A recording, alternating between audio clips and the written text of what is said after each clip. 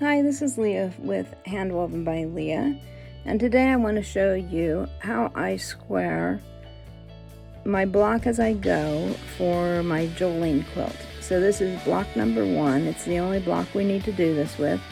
It's because it is similar to a log cabin block, and if you don't square as you go, the likelihood of it coming out right is not very high.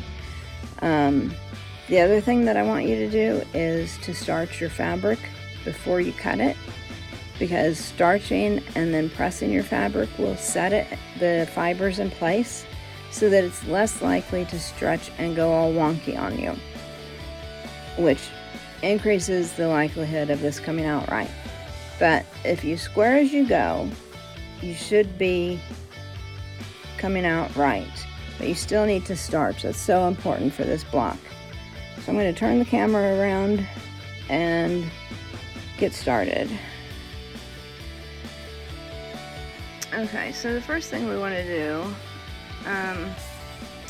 see this white bit here? This is glare off of this ruler, and so I'm in a bit of trouble with that today.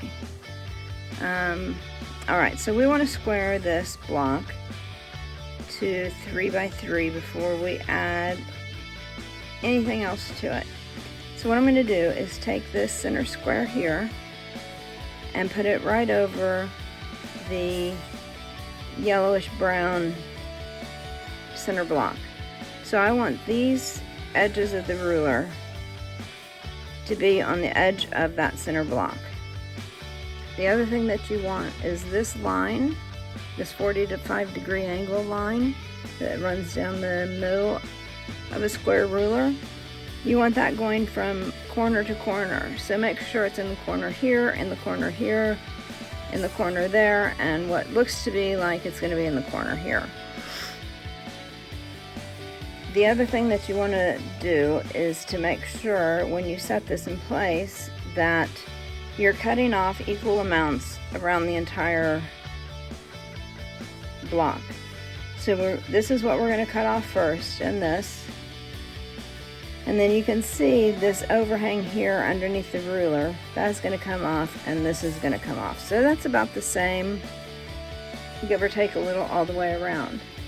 Now it's also helpful if you have a rotating mat, and I'll show you why in just a second. So I have this all lined up. I'm going to hold pressure so it doesn't move, because they tend to move easily on you. So we're going to cut that off. Continue holding pressure on this so it doesn't move away from where you just cut.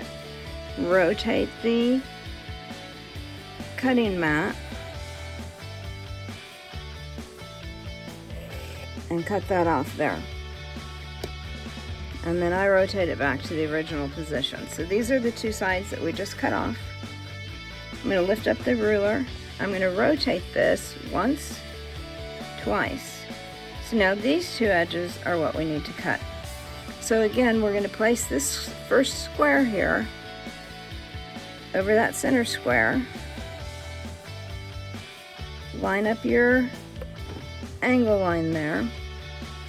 Make sure your 3-inch line is on the edge of your block, and this 3-inch line is on the edge of your block there. And then go ahead and cut one side, hold the pressure and rotate your mat, and cut the other side.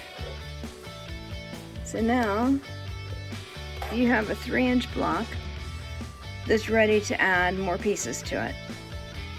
And every time we sew something on all the way around, we're going to square this again.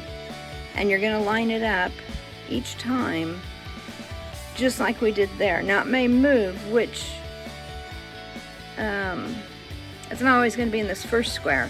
So the next time I believe it's in this square here that you line the center up with. But it's easy enough to see which square you need to be on based on the size that I tell you need to square the block to. So anyway, that was what I wanted to show you today. I hope you enjoyed this film, or lesson rather, not film.